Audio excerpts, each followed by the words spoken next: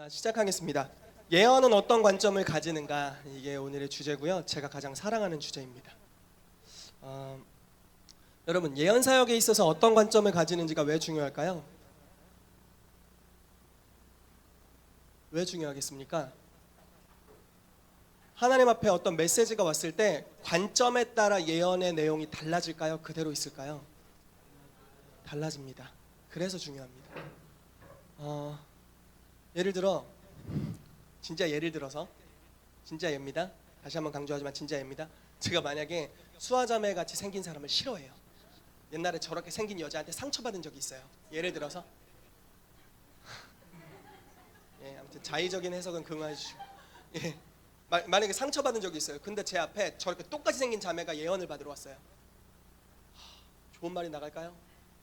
화 있을진저 외식하는 수아처럼 생긴 여자야, 이렇게 나오겠죠. 그 관점이 영향을 미치는 거죠.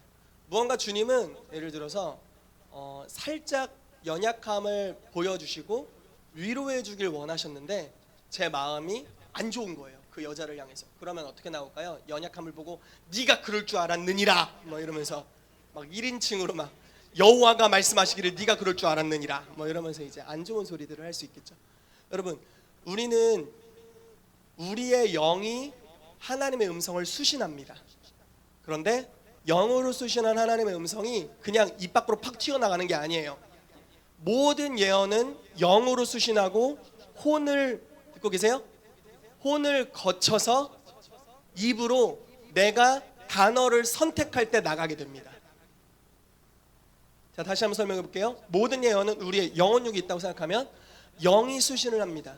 그리고 혼의 문화, 나의 관점, 나의 패러다임, 하나님에 대한 이해, 사람에 대한 이해, 이것들을 이렇게 뭐라고 해야 되나, 필터링? 통과해서, 그래서 내 입으로 정한 단어를 통해서 튀어나가게 됩니다. 그리고 내가 말하는 어투, 말을 전달할 때 나의 자세를 통해서 예언이라는 것이 흘러가게 됩니다. 그렇기 때문에 관점이 너무나 중요합니다. 그렇기 때문에 우리가 때로는 수신받는 것이 정확한 예언이라 할지라도 우리의 혼의 필터가 더럽혀져 있거나 정상적이지 않을 때 하나님이 주는 것들을 제대로 전달하지 못하게 됩니다. 제가 오후 시간에 잠깐 예를 들었는데 그 LA에서 있었던 그 기도 모임에서 한 목사님은 굉장히 가혹한 예언을 했습니다. 이 화 있을진저 가난한 자들을 돌보지 않는 이놈들아, 이러면서 이제 예언을 했다고 말씀을 드렸죠. 그분은 필터가 문제가 있었습니다. 제가 볼 때는 그분이 받은 메시지는 하나님으로부터 온 것이었습니다. 그러나 필터에 문제가 있었고, 그래서 전달에 무질서함이 드러나게 되었죠. 좀 혹독함이 드러나게 되었죠. 그래서 우리가 예언의 바른 관점을 알게 될 때 하나님께서 주시는 예언을 바르게 전달할 수가 있습니다. 여러분, 정확한 예언보다 바른 관점의 예언이 더 중요합니다. 다시 말씀드리죠. 정확한 예언이 중요합니까? 바른 관점의 예언이 중요합니까? 바른 관점의 예언이 더욱 중요합니다.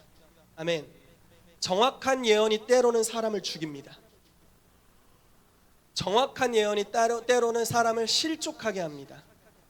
그러나 바른 관점의 예언은 때로는 부정확하고 때로는 완전 겉다리 짚은, 그러니까 잘못 짚은 틀린 예언이었다 할지라도 사람을 살립니다. 그렇기 때문에 우리가 추구해야 될 것은 정확성보다 바른 관점입니다. 그 바른 관점에 이제 연단이 되어서 정확성이 입혀지게 되면 훨씬 더 강력한 영혼을 살리는 예언을 하게 될 줄로 믿습니다. 아멘. 그래서 강의안을 쭉 보시면요, 예언의 관점에 대해서 다음에 세 가지 방식으로 다루도록 하겠습니다. 그 부분 보시면 됩니다. 세 가지 방식은요, 첫 번째는 신구약 예언 사역의 관점과 변화, 신약과 구약의 예언이, 그러니까 구약에서 신약으로 예언이 어떻게 전환되었는지에 대해서 다루도록 하겠습니다. 그런데 제가 이 강의는 너무 많이 해서 예전에 저희 예언 스쿨이 있을 때마다 너무 많이 다루었던 거라서 이거 좀 간략하게 다루도록 하고요, 2번과 3번에 좀 더 포커스를 맞춰서 말씀을 나누도록 하겠습니다. 자, 먼저 신구약 예언 사역의 관점과 변화에 대해서 우리 한번 쭉 읽어보도록 하겠습니다. 신구약 모든 성경에는 같이 읽읍시다. 시작. 신구약 모든 성경에는 선지자 사역에 대한 풍성한 기록들이 담겨 있습니다. 교회가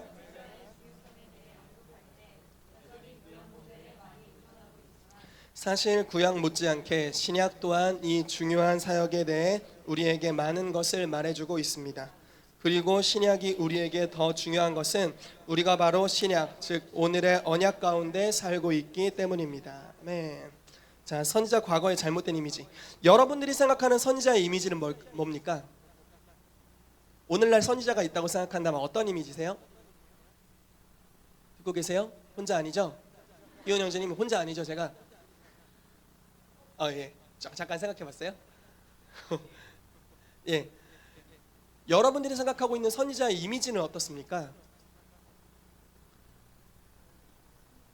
하나님 말씀을 대언하는 좋은 관점으로 있으면 너무 좋습니다.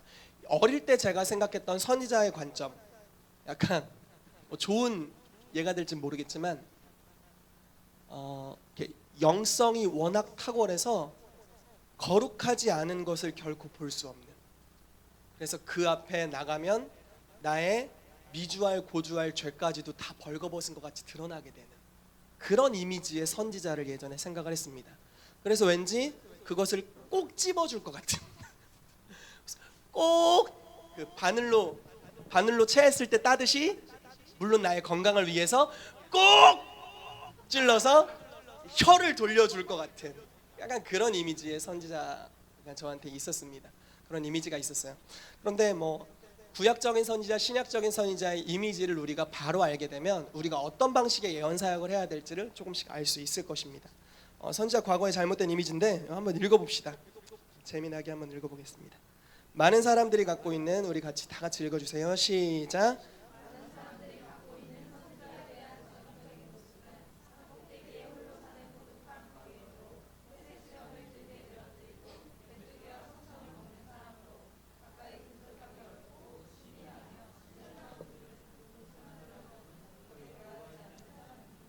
나이 많고 화를 잘 내며 심기가 사나울 때 하늘에서 불이 내려오도록 명하는 위험한 인물입니다. 하나님의 음성을 정기적으로 듣고 매일같이 천사들을 보며 열린 환상을 자주 봅니다. 성격이 불같고 화를 잘 내며 온 교회 앞에서 당신의 과거를 폭로하고 창피를 주며 고발합니다. 모든 사람이나 모든 것에 대해 비판적이고 대단히 부정적이며 논쟁을 일삼고 늘 화가 나 있는 좀 특이한 성격의 소유자입니다. 그 괴팍한 성격을 참아주는 건 그가 자신을 하나님의 기름 부음 받은 선지자라 주장하기 때문입니다. 이런 까닭에 신약교회가 선지자 사역을 거부하는 것은 그리 이상한 일도 아닙니다. 만일 이런 모습이 성경이 말하는 선지자라면 사실은 절대 아니다. 우리는 이런 파괴적이고 비기독교적인 인물로부터 분명 거리를 두고 싶을 것입니다. 바른 관점을 가진 예언 사역이 너무 중요합니다. 또 얘기를 하나 해드리죠. 이건 미국에서 있었던 일인데 교회 어느 날 주님께서 강력한 예언의 영을 부으셨답니다. 그래서 막 너도 예언 나도 예언 막 이러면서 심지어 성령이 너무 강력하게 역사하셔서 일주일에 약 40-50시간 정도를 기도 모임으로 보냈답니다. 그러니까 개인 기도가 아니라 집단적 기도로. 그럼 하루에 4-5시간은 항상 기도회가 교회에서 있었던 거죠. 직장 생활 다 하는 사람들이었겠죠. 그런 어떤 부흥의 역사들이 있었답니다. 그런데 예언의 영이 임하고 예언들이 갑자기 풀어졌는데 이거를 이제 초보 단계니까 바로 줄 수 있는 성경적인 티칭이 없는 겁니다. 그런데 이걸 그대로 뒀더니 어떤 일이 발생했냐면 어느 순간부터 성도들끼리 등급을 매기더랍니다. 너는 예언을 좀 잘하니까 1등급 성도. 내가 너의 영을 스캔을 떠봤는데 점도 없고 흠도 없어. 넌 1등급. 여기 소 1 플러스 A 플러스 소 등급 매기듯이 이렇게 성도를 등급을 매기기 시작한 겁니다. 그러면서 저 목사님은 준비 안 하고 설교하는 게 나에게 느껴져. 막 이런 거야. 혹시 들킨 겁니까? 예, 이런 것들이 이제 이야기하면서 사람들을 등급을 매기게 됐답니다. 그리고 얼마 안 있어서 교회가 분열로 파괴됐답니다. 그리고 나서 이 선지자가 그때 이제 일어났던 선지자였는데요. 교회 담임 목사의 사모님이었습니다. 이분이 그때부터 의도적으로 우리의 가운데 있었던 잘못이 무엇인가? 성령님이 임하셨었고 하나님으로부터 오는 예언이 왔는데 왜 잘못됐을까? 라는 것을 고민하다가 주님으로부터 관점에 대한 감동을 받게 되었답니다. 그래서 바른 관점으로 대하는 것을 훈련하게 됐더랍니다. 그리고 나서 그 사람이 가는 곳에 살리는 역사들이 계속 일어나게 됐답니다. 관점이 너무나 중요하겠죠. 아멘. 정확한 정보보다 관점이 중요합니다. 아멘. 아멘. 할렐루야. 암울했던 과거를 이야기했지만 기쁨으로 다시 가보겠습니다. 자, 신구약 예언사역의 변화입니다. 구약시대의 예언사역은 신약시대로 돌입하면서 대대적인 변화를 겪었습니다. 왜 변화를 겪었냐면요, 예수님께서 죽으셨고 부활하셨습니다. 승천하셨고 성령께서 임하셨습니다. 그래서 예언사역이 바뀌었습니다. 자, 간단히 세 가지 차원에서 바뀌었는데요, 첫 번째는 주요 언약이 무엇인가에 따라서 예언이 바뀌게 되었고요. 두 번째는 예언을 하는 주요 시제가 언제인지에 따라서 바뀌게 되었고요. 세 번째는 메신저가 누군지에 따라서 바뀌게 되었습니다. 자, 구약의 예언사역 주요한 언약이 무엇인지 한번 읽어보도록 하겠습니다. 시작. 주요한 언약은 율법입니다.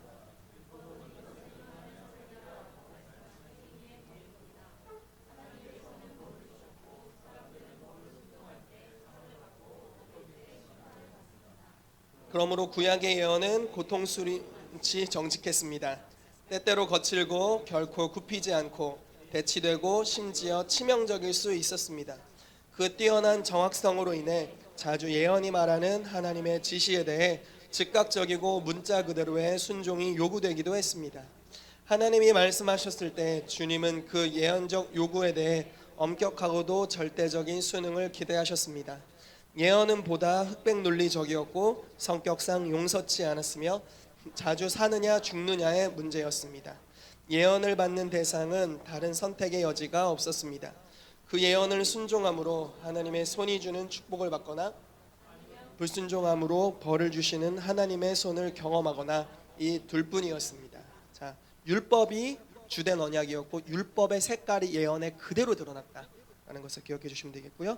두 번째, 예언의 주요 시제는 언제인가 같이 읽어보겠습니다. 시작. 구약은 그 자체로 인류의 구속을 위한 하나님의 경륜을 이룰 수 없었습니다. 그러므로 예언서는 계속적으로 미래에 오실 메시아와 성령의 강림, 하나님 나라의 도래를 예언합니다. 이러한 특징으로 인해 구약 예언의 주요 시제는 미래적입니다.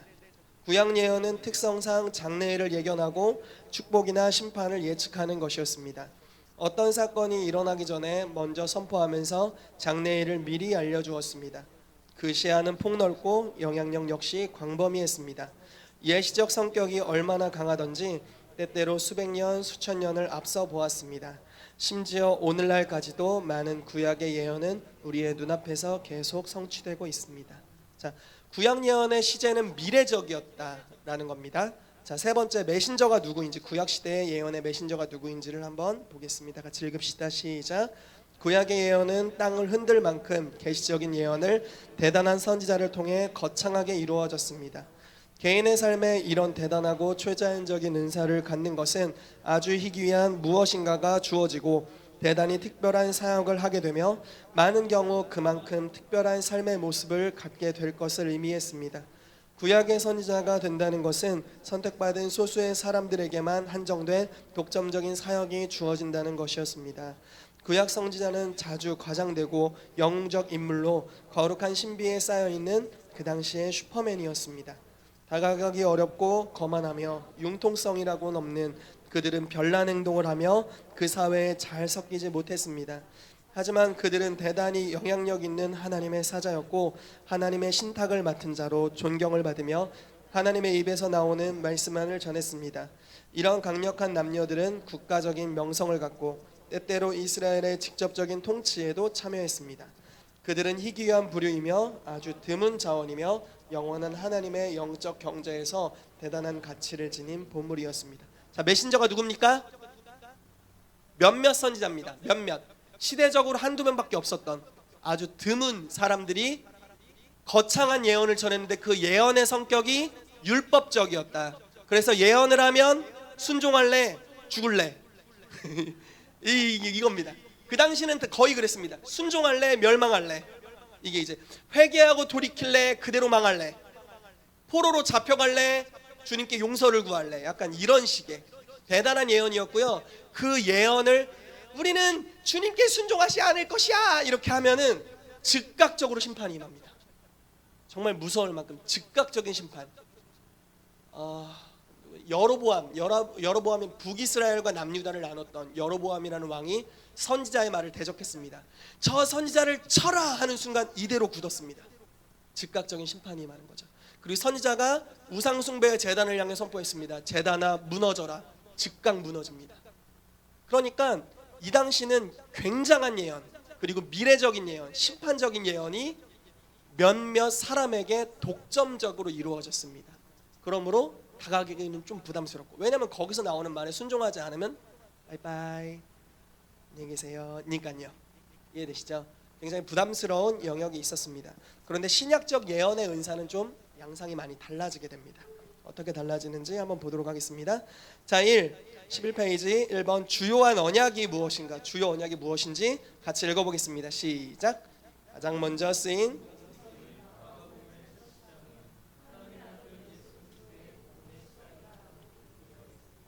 신약은 새로운 언약, 즉 복음이 주요한 언약입니다. 그러므로 하나님께서 구상하신 모든 신약의 예언은 그분의 사랑과 은혜, 자비, 온유함, 그리고 인내로 잘 어우러져 있습니다.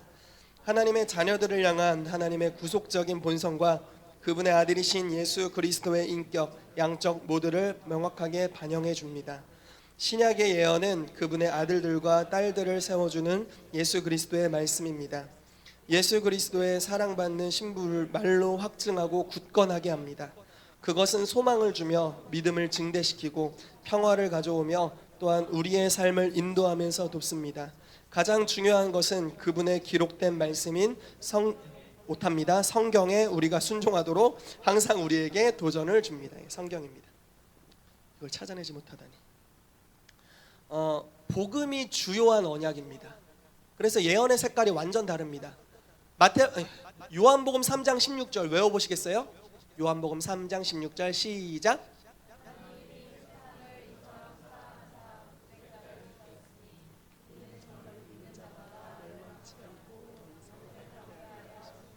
아멘. 자, 하나님이 세상을 이처럼 사랑하사 누구를 주셨어요? 독생자를 주셨습니다. 이게 복음이죠. 주신 이유는 뭡니까? 저를 믿는 자마다 멸망치 않고 영생을 얻게 하려 합니다. 여러분, 신약적 예언에 있어서 예수 그리스도를 믿지 않는 죄인, 죄에 덤펑 빠져 있는 사람을 주님이 대면할 때 뭐라고 하실까요? 심판을 예언하실까요? 복음의 복된 소식을 예언하실까요? 왜 그럴 수 있을까요? 로마서 5장 말씀에 우리가 아직 죄인 되었을 때 그리스도께서 우리를 위하여 죽으심으로 하나님께서 우리에게 대한 자기의 사랑을 확증하셨다. 아멘이시죠? 죄인 되었을 때도 사랑하십니다. 놀라운 진리입니다. 그리스도인들이 때로는 걸어가다가 넘어질 수 있죠. 그게 반복적인 죄로 말미암는 넘어짐일 수도 있습니다. 그때 주님께서 뭐라고 하실까요? 이화 있을진저 네가 어느 안전이라고 나에게 나왔느냐 회개하고 나올지어다. 이렇게 하시겠어요? 아니죠. 격려하고 너무 오버해서 죄송합니다. 격려하고 위로하고 세워주고, 그래서 다시 한번 일어나서 거룩한 삶으로 도전할 수 있도록, 구원을 온전히 이루어갈 수 있도록 이끌어 주시겠죠. 그리고 지속적으로 넘어지게 되는 원인과 이유들을 주님께서 알려주시고 그 마귀의 일들을 멸하여 주실 겁니다. 아멘. 이 복음이 주요한 언약이기 때문에 예언의 색깔이 완전히 달라지게 됩니다.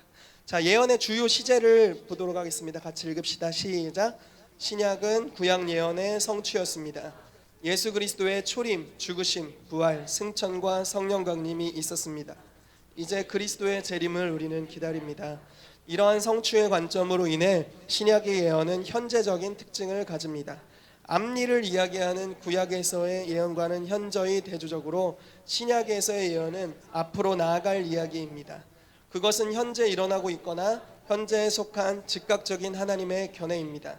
앞으로 나아갈 이야기의 주요 목적은 미래를 이야기하려는 것보다는 바로 여기, 지금, 오늘, 현재, 바로 즉시 우리를 초자연적으로 세워주고 권고하고 위로해 주려는 것입니다.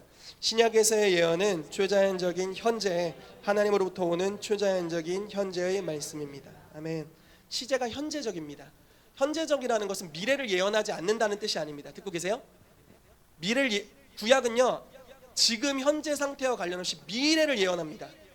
근데 신약에서의 예언은요, 현재를 위해서 미래를 예언합니다. 달라요. 구약은 약간은 운명적인 느낌이 있어요. 현재 상태와 상관없이 미래에 메시아가 올 거다, 이런 예언들.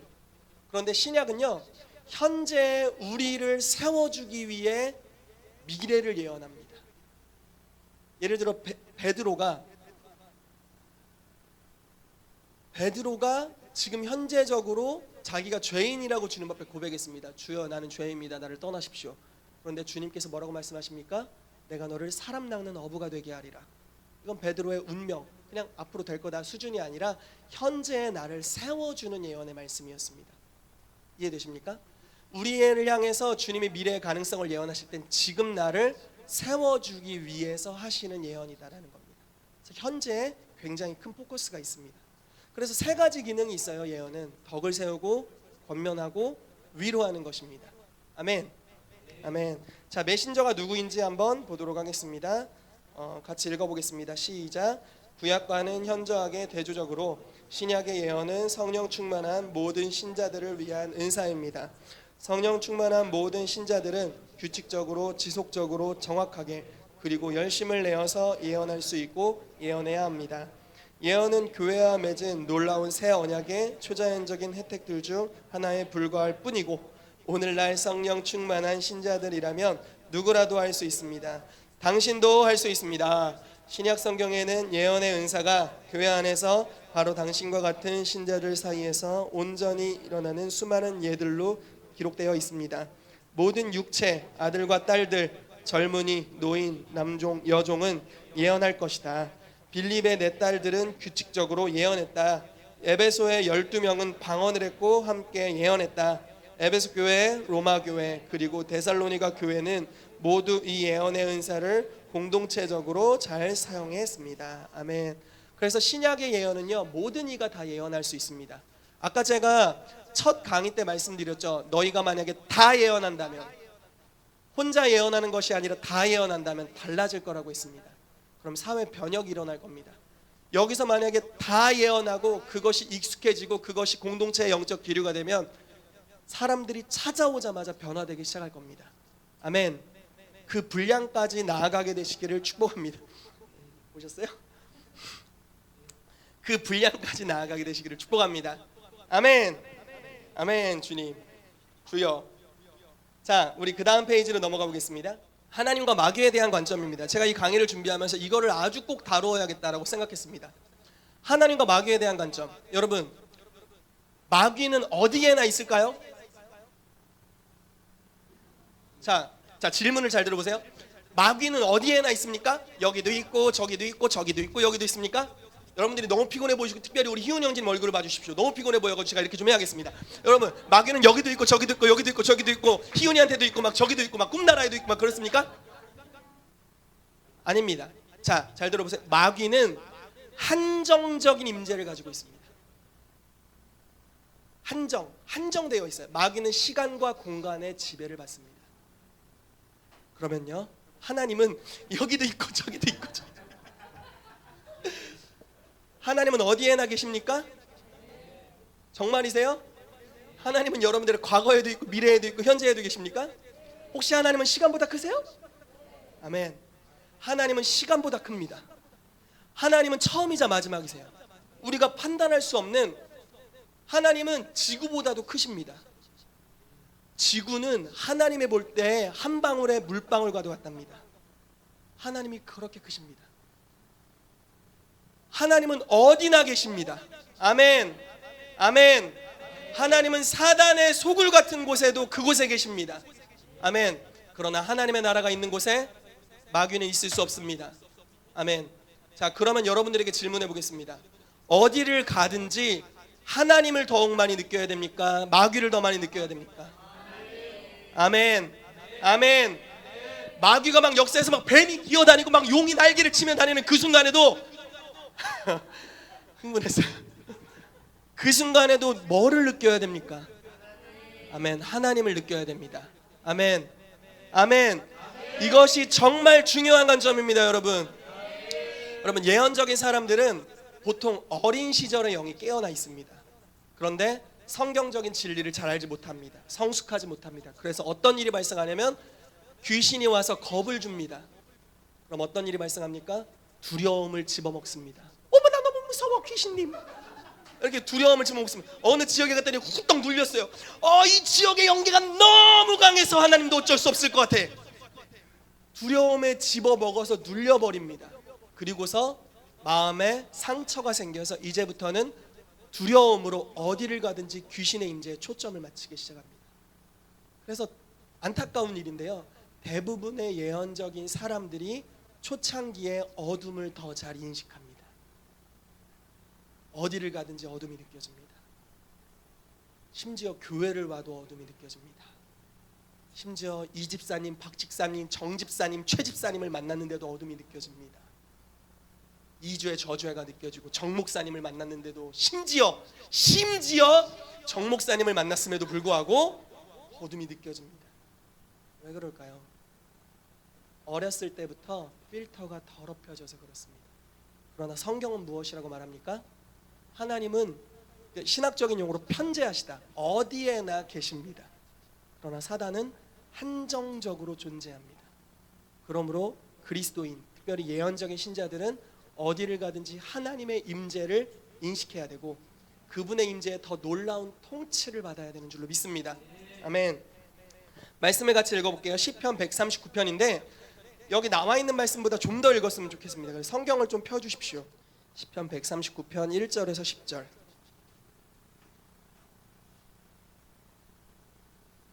교도 갈게요. 제가 한 절, 여러분들이 한 절. 1절부터 10절. 여호와여, 주께서 나를 살펴보셨으므로 나를 아시나이다.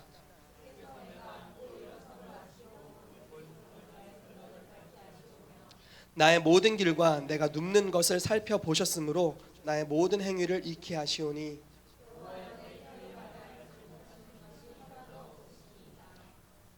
이 말씀이 중요한데요, 주께서 나의 앞뒤를 둘러싸시고 내게 안수하셨나이다.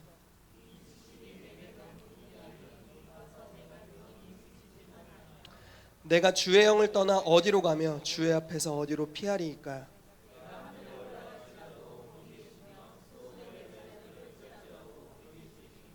내가 새벽 날개를 치며 바다 끝에 가서 거주할지라도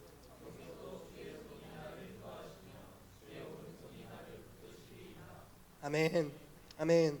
하나님은 어디에나 계십니다. 그런데 심지어 어떻게 다윗이 고백을 했냐면요, 하나님은 나를 앞뒤로 둘러싸고 안수하고 계신다라고 고백합니다. 하나님의 안수가 얼마나 좋을까요?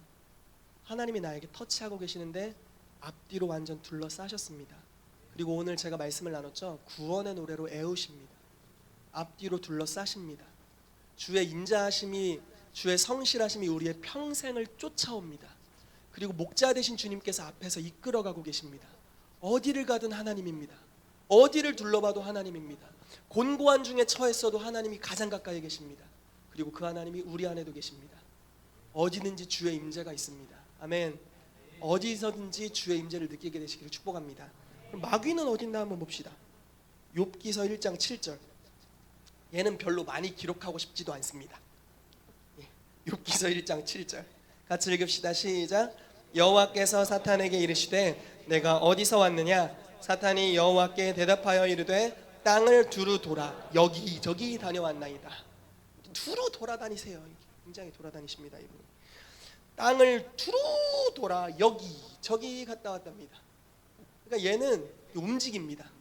움직여요. 자꾸 움직입니다. 하나님은 어디나 계시고요, 사단은 한정적으로 있습니다.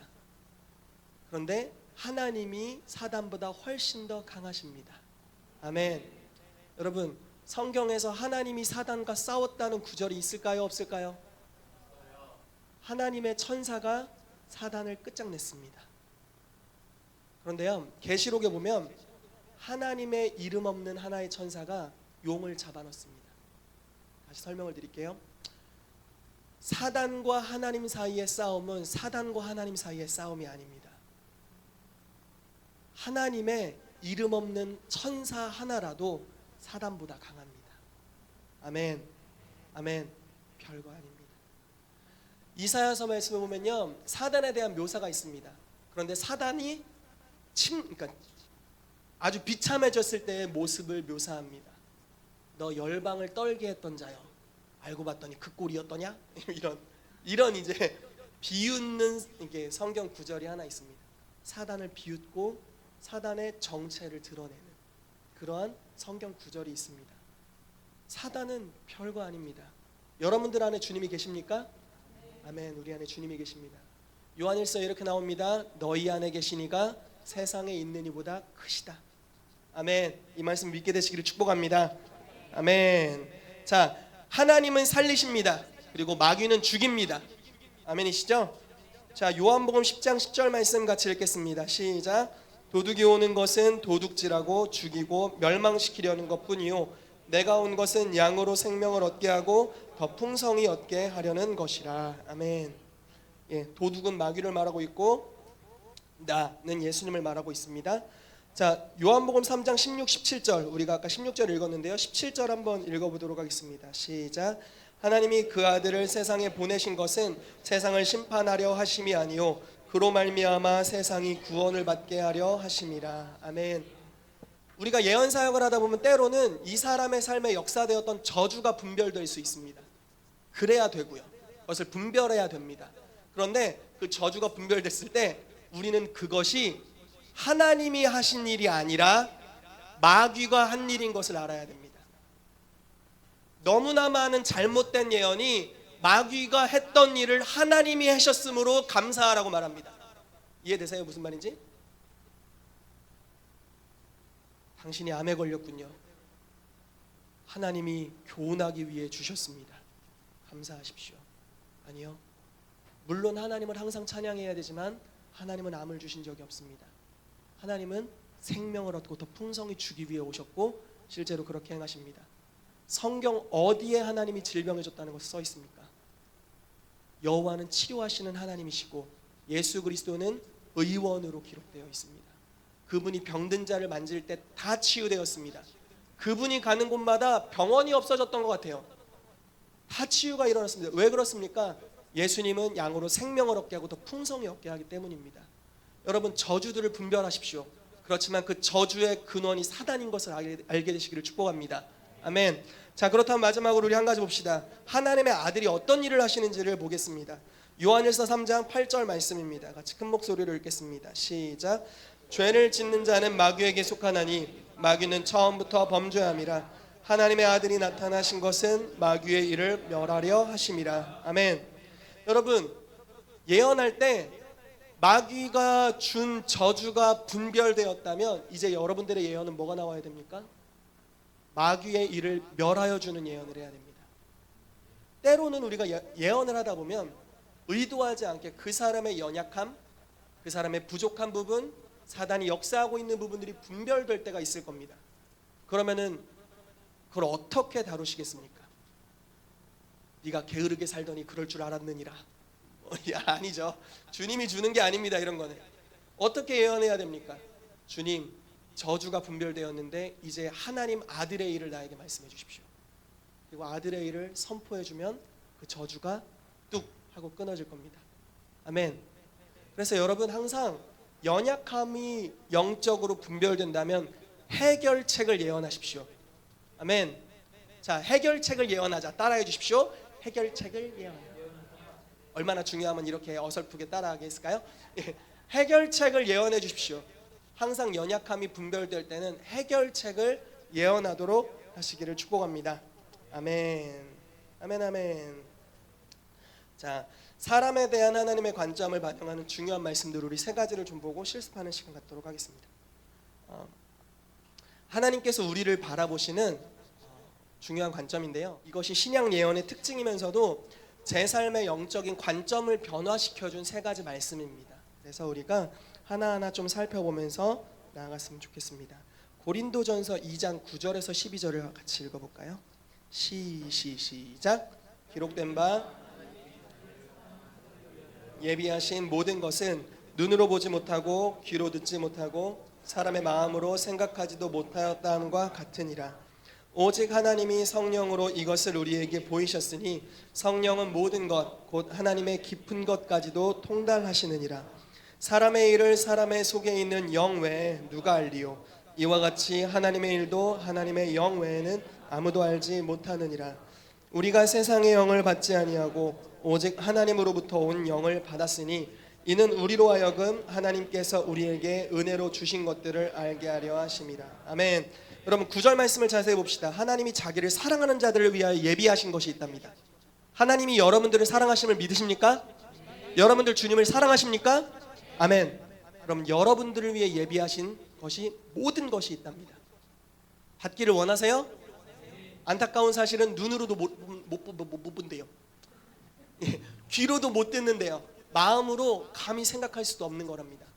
그런데 안타까운 사실은 뭔지 아세요? 성경적인 모든 약속은 오직 믿음으로만 받을 수 있는데 믿음은 들음에서 나고 들음은 그리스도의 말씀으로 말미암습니다.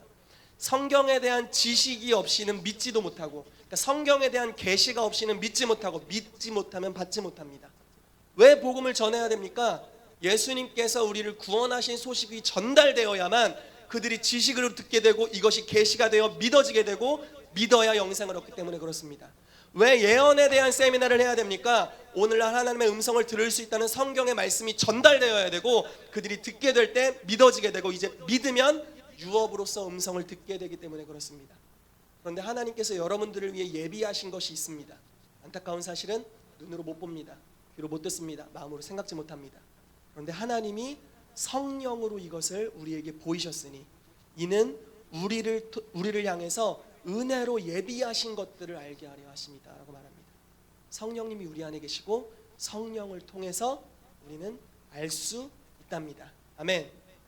아까 수아자매님이 그랬나요? 그리스도의 마음을 우리가 갖게 되도록 기도하자고? 맞습니까? 이 고린도전서 2장 끝 구절이 이렇게 나와 있습니다. 누가 주의 마음을 알아 주를 가르치겠느냐? 그러나 우리가 그리스도의 마음을 가졌느니라. 가졌답니다. 세상에 대박 사건. 2장 16절 누가 주의 마음을 알아서 주를 가르치겠느냐? 그러나 우리가 그리스도의 마음을 가졌느니라 라고 말씀하고 있습니다. 성령께서 우리 가운데 오시면 우리가 주의 마음을 가지게 됩니다. 그래서 상대방을 향하여서 은혜로 예비하신 것을 알게 됩니다. 하루는 부산에 갔습니다. 초대를 받아서. 그래서 철야를 인도하러 갔습니다. 그 교회 학생부 철야였는데 인도를 하다가 하나님 이 교회를 향해서 은혜로 예비하신 것이 무엇인지를 알려주십시오라고 기도했고 함께 음성을 듣는 시간을 가졌습니다. 그런데 주님께서 저에게 그 교회 목사님이 치유사역자였다는 것을 알려주셨고 그리고 그 목사님의 아빠 장로님이신데요. 그 아빠도 치유사역자였다는 사실에 대해서 이렇게 깨닫게 해주셨습니다. 그러면서 이 교회에 하나님이 은혜로 예비하신 것은 치유다라고 감동을 주셨어요. 근데 그날 아픈 사람이 있었습니다. 얼마나 좋은 기회입니까? 예비하신 것이 치유인데 아픈 사람이 있어요. 아주 테스트를 해보기 좋잖아요. 그래서 이렇게 그분들에게 말씀을 드렸습니다. 하나님의 은혜로 예비하신 것은 치유입니다. 그러면 우리 받아봅시다. 받읍시다. 주님 주시옵소서. 이러고 받았습니다. 뭐 별 느낌은 없었습니다. 아무튼 받았다고 믿었습니다. 그리고 그 아픈 지체를 향해서 앞으로 나오라고 했습니다. 근데 그 지체가 왜 아프냐면 그날 기도 모임에 오다가 자빠지셔가지고 다리에 반기부스를 하고 오신 분이었습니다. 중학교 2학년 학생이셨죠. 그래서 그 학생이 이제 쩔뚝거리면서 앞으로 나오는데 이렇게 뭐 그렇게 큰 공간도 아니었는데요. 원을 모아서 이렇게 모였는데 가생이에서 가운데로 이렇게 나오다가 치유가 되었습니다. 손댈 필요가 없었어요. 이게 저의 강력한 신유의 은사였습니까? 아니면 하나님께서 그 교회에 은혜로 예비하신 것입니까? 아멘, 아멘. 너무 크게 말씀하셔서 상처받지 않으니까 말씀하십시오. 저의 은사가 아니었어요. 하나님이 은혜로 예비하신 것이었습니다. 얼마나 감사합니까? 여러분들을 향해서도 은혜로 예비하신 것들이 있습니다. 아멘. 예언의 중요한 관점 중 하나는 이것입니다. 은혜로 예비하신 것을 발견하는 것입니다. 아멘. 그와 같이 여러분들도 들으시고 다른 이들에게 예언해 주시기를 축복합니다. 아멘. 우리 다음 구절 보겠습니다. 지혜와 계시의 영입니다. 제가 믿기엔 이것은 평생을 기도해야 될 구절입니다. 기도해야 될 구절입니다. 에베소서 1장 17절 23절 같이 읽겠습니다. 시작. 우리 주 예수 그리스도의 하나님 영광의 아버지께서 지혜와 계시의 영을 너희에게 주사 하나님을 알게 하시고 너희 마음의 눈을 밝히사 그의 부르심의 소망이 무엇이며 성도 안에서 그 기업의 영광의 풍성함이 무엇이며 그의 힘의 위력으로 역사하심을 따라 믿는 우리에게 베푸신 능력의 지극히 크심이 어떠한 것을 너희로 알게 하시기를 구하노라. 그의 능력이 그리스도 안에서 역사하사 죽은 자들 가운데서 다시 살리시고 하늘에서 자기의 오른편에 앉히사 모든 통치와 권세와 능력과 주권과 이 세상뿐 아니라 오는 세상에 일컫는 모든 이름 위에 뛰어나게 하시고 또 만물을 그의 발 아래에 복종하게 하시고 그를 만물 위에 교회의 머리로 삼으셨느니라. 교회는 그의 몸이니 만물 안에서 만물을 충만케 하시는 이의 충만함이니라. 아멘. 이것을 제가 뭐 다 해석할 줄 모릅니다. 평생 기도 제목입니다. 주님 나에게 지혜와 계시의 영을 주십시오. 나에게 지혜와 계시의 영을 주십시오. 여러분들도 이것이 평생의 기도 제목이 되시기를 정말 축복합니다. 아멘. 지혜와 계시의 영이 임하면 마음 눈이 밝혀진답니다. 마음의 눈이 딱 떠지는 거죠. 그러면은 세 가지 사실을 알게 됩니다. 첫 번째는 그의 부르심의 소망이 무엇인지 알게 됩니다.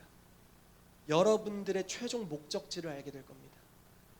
바울은 이렇게 말합니다. 나의 달려갈 길 내가 다 마쳤다. 목적지를 알기 때문에 마쳤다고 담대하게 말할 수 있었습니다. 바울은 이방인의 복음을 위한 사도로 부르심을 받은 걸 자기가 알고 있었습니다. 여러분은 무엇을 위해 부르심을 받았습니까? 아셔야 됩니다. 아멘. 반드시 아셔야 됩니다. 여러분들에게 도전하는 것은 올해가 지나가기 전에 반드시 알게 되시기를 축복합니다. 정확하게 알게 되시기를 축복합니다. 아멘. 이것을 모른다면 인생의 방향성이 없는 자입니다. 열심히 달려도 많은 돈을 벌어도 아무리 재능이 많아도 별 의미가 없습니다.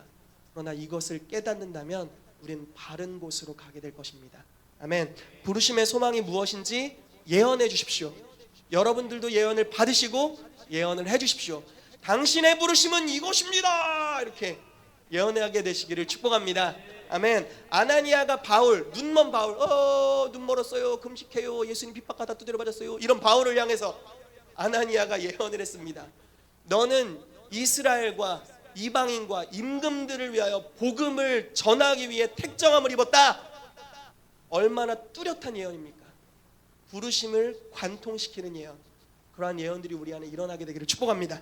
아멘. 자, 두 번째로 성도 안에서 그 기업의 영광의 풍성함입니다. 하나님이 어느 날 아브라함에게 나타나셔서 이렇게 말씀하십니다. 나는 너의 지극히 큰 상급이다. 내가 네 상이니라. 이렇게 말씀하셨어요. 내가 네 상이다. 하나님 안에 있는 모든 것이 여러분들의 기업입니다. 아멘. 여러분, 고린도전서에 이런 말씀이 있습니다. 과거에 있었던 사건들은 오늘날 여러분들을 교훈하기 위해 기록되었다. 예수님이 이런 말씀을 하십니다. 여자가 난 자 중에 세례 요한보다 큰 이가 없도다. 그러나 하나님 나라에서는 지극히 작은 아이일지라도 요한보다 크다. 구약의 모든 선지자보다 큰 자가 세례 요한입니다. 그러나 하나님 나라의 시대에 들어간 우리들은 가장 작은 자라도 요한보다 더 큽니다. 왜 그럴까요? 구약은 미래의 약속을 기다렸던 세대입니다. 그러나 신약 성도들은 이미 약속을 받아서 소유하고 있는 자들입니다. 다시 말해볼게요. 구약은 약속을 얻으려고 쫓아갔습니다. 그러나 신약은 약속의 대가가 이미 지불되었고 그 이미 받은 것을 발견해가는 작업입니다. 에베소서 1장에 하늘에 속한 모든 신령한 복으로 너에게 복 주었다라고 말합니다. 이미 주었습니다.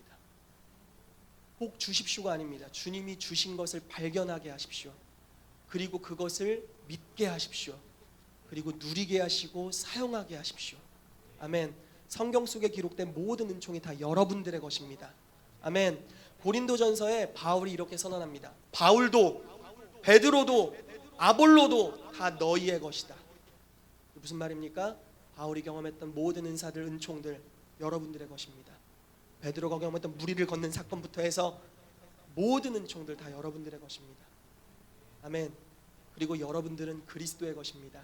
아멘. 이것이 바울의 고백이었습니다. 자, 그래서 기업이 무엇인지를 예언해 주는 겁니다. 당신에게 뭐 예를 들어 치유사역의 기업이 있습니다.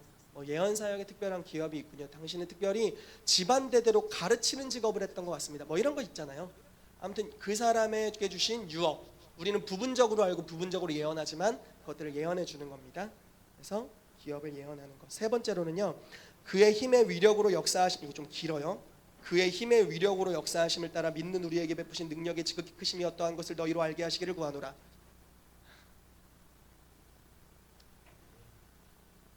그 능력이 그리스도 안에서 역사했답니다. 자, 보세요. 능력의 지극히 크심이 여러분들 가운데 지금 역사하고 있습니다. 지금, 앞으로가 아니라 지금 현재 역사하고 있습니다. 그런데 그 능력이 그리스도 안에서는 무슨 일을 했을까요? 성경을 보십시오. 그리스도 안에서 그 능력이 무슨 일을 했습니까? 죽은 자를 살렸습니다. 모든 불가능을 가능케 했습니다. 능력을 더 주십시오라고 구할 필요 없을 정도의 능력이 여러분들에게 이미 있습니다. 머물고 있습니다. 역사하고 있습니다. 그런데 그 능력이 무엇인지 발견케 해줘야 됩니다. 아멘. 아멘. 주님이 임마누엘인 걸 믿으십니까? 아멘. 주님은 임마누엘이십니다. 여러분들과 거주하고 계십니다. 그런데 이제 그 거주하시는 분이 무엇을 하실 수 있는지를 믿으셔야 돼요. 그것을 예언을 통해 발견하게 해주는 겁니다. 아멘. 그러면은 발견하고 믿게 되면서 돌파들이 일어나기 시작할 것입니다. 하나님께서 경죄를 쥐고 있는 것을 믿으십니까? 아멘. 어디 말씀인지 정확하게 생각은 안 나지만 은도 내 것이요 금도 내 것이요, 들어보셨어요? 어디 말씀이죠? 아무튼 생각은 정확하게 안 나지만, 구절은 생각 안 나지만 은도 내 것이요 금도 내 것이요라고 말씀하신 분, 모든 살림 이 땅에 있는 것이 다 내 것이요라고 내 것이다 라고 말씀하신 분께서 우리의 가운데 임재하고 계십니다. 말씀 한마디로 지구를 창조하신 분께서, 한마디 말로 땅을 창조하신 분께서 여러분들 안에 계시고 그 대언의 입술이 여러분들입니다. 선포하면 이루어질 겁니다. 믿음의 분량만큼이요. 아멘. 더 큰 믿음을 갖게 되시기를 축복합니다. 아멘. 아멘. 할렐루야. 자, 세 번째 마지막으로 보고 우리 예언 사역 좀 실습하도록 하겠습니다. 그리스도의 신부입니다. 완성된 미래인데 성경 구절을 읽고서 우리 같이 좀 나누도록 하겠습니다. 계시록 19장 6절에서 10절 교도갈게요. 제가 한 절, 여러분들이 한 절. 또 내가 들으니 허다한 무리의 음성과도 같고 많은 물소리와도 같고 큰 우레소리와도 같은 소리로 이르되 할렐루야, 주 우리 하나님 곧 전능하신 이가 통치하시도다.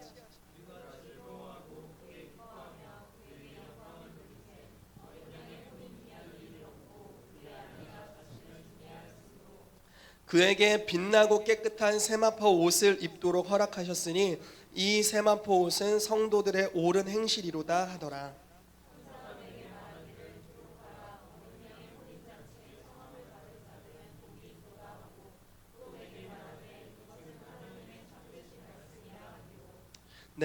같이 읽겠습니다. 내가 그 발 앞에 엎드려 경배하려 하니 그가 나에게 말하기를 나는 너와 및 예수의 증언을 받은 내 형제들과 같이 된 종이니 삼가 그리하지 말고 오직 하나님께 경배하라.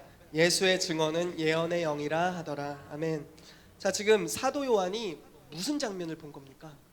자, 보십시오. 스토리가 이렇습니다. 먼 장면, 대단한 장면을 하나 봤습니다. 우와! 그리고 나서 이 장면이 너무 위대해서 이 장면으로 인도해 준 천사에게 우와, 당신에게 절해야겠네 하고 절하려고 하는 겁니다. 어떤 장면인지 아시겠죠? 장면이 너무 위대해서 우와 하고 절하려고 하고 천사가 말리니까 안 합니다. 이게 이제 이 성경 구절의 스토리입니다. 어떤 장면을 본 겁니까? 얼마나 영화로운 장면이었길래 천사한테 경배할 뻔했습니까? 헬로? 어린 양의 혼인잔치를 봤죠. 어린 양은 항상 위대하십니다. 아멘. 그런데 여기에 누가 또 등장합니까? 아내가 등장합니다. 아내. 오, 위대한 아내예요. 그리스도의 신부가 등장하는 겁니다. 여러분, 요한은 목회했던 사람입니다. 여러분, 목회를 하면 성도들의 연약함을 가장 많이 봅니다. 목회를 했던 이 아저씨께서 얼마나 성도의 연약함을 많이 봤을까요? 이 모습, 저 모습, 저 모습, 이 모습, 그 모습까지, 저 모습까지 많은 것을 봤을 겁니다. 성도들의 연약함을 수도 없이 봤을 겁니다. 그런데 지금 요한이 본 환상은 점도 없고 흠도 없는 완전한 신부, 영화로운 신부, 가서 경배해야 될 것 같은 신적 존재로서의 그리스도의 신부, 그리고 선한 옳은 행실의 세마포 옷을 입은, 행실에 있어서 부족함이 전혀 없는 자. 그런데 내가 세속에서 만났던 나의 성도들은 간음했고 우상숭배했던 자고 형제를 비방했던 자고 재정적인 문제를 일으켰던 자들이었는데, 지금 내가 환상 중에 보는 이 신부는 완벽해서 경외함이 드는 신부를 보고 있는 겁니다. 너무 차이가 나죠. 현재와 하나님이 보고 계신 신부. 그런데 지금 예언에 대한 명확한 계시가 이 9절에 담겨 있는데요. 자, 10절 후반부에 보십시오. 오직 하나님께 경배하라. 예수의 증언은 예언의 영이라. 예언의 영에 대해서 처음 나온 9절에 신부의 모습을 이야기하고 있습니다. 자, 정리를 해드리겠습니다. 예언이라는 것은 그리스도의 신부의 완성된 모습을 보는 것입니다. 아멘. 아멘. 제가 예언의 영으로 여러분들을 볼 때 여러분들의 현재 모습을 보는 것이 아닙니다. 완성된 모습을 보는 겁니다. 경외할 만한 존재. 제가 예언을 보경이에게 할 때 보경이의 현재 18살, 19살, 19살의 모습을 보는 것이 아닙니다. 40살. 예, 아닙니다. 예. 영원한 그리스도의 신부를 보는 것이죠. 이것이 예언의 바른 관점입니다. 지금 너무 연약할 수 있어요. 우리 다 한 1, 2년만 지내보면 뭐 다 알지 않습니까? 얘는 뭐가 연약하고 쟤는 뭐가 다 알지 않나요? 저희 교회 성도들은 저의 단점을 아주 잘 지적할 수 있을 것 같아요. 예, 많이 지내니까. 제가 또 오픈을 잘하는 성격이거든요. 싸우고 들어오면은 싸웠다고 이제 얼굴에 다 티나고 이제 이런 성격이기 때문에 아무튼 다 드러납니다. 그런데 여러분, 그 모습을 보는 것이 아니라 완성된 모습을 보는 것, 이것이 바른 예언의 관점입니다. 이 관점을 갖게 되시기를 축복합니다. 아멘. 할렐루야. 우리 같이 시간 기도합시다. 오후 1시부터 지금까지 오시느라고 아주 고생이 많으셨습니다. 우리가 굉장히 중요한 부분이라고 생각하는데요. 성숙한 예언으로 가기 위해서 반드시 거쳐야 되는, 그리고 평생에 걸쳐서 훈련되어야 되는 게 이 관점에 대한 겁니다. 신약적인 관점의 예언을 해야 되고요. 하나님을 높이는 예언을 해야 됩니다. 마귀의 일을 멸하는 예언을 해야 되고요. 하나님이 예비하신 것을 은혜로 말해줘야 되고, 부르심, 기업의 영광, 그의 힘의 능력, 위력을 선포해 주어야 됩니다. 그리고 그리스도의 신부의 완성된 모습을 드러내주는 것, 그것이 온전한 예언의 모습인 줄로 믿습니다.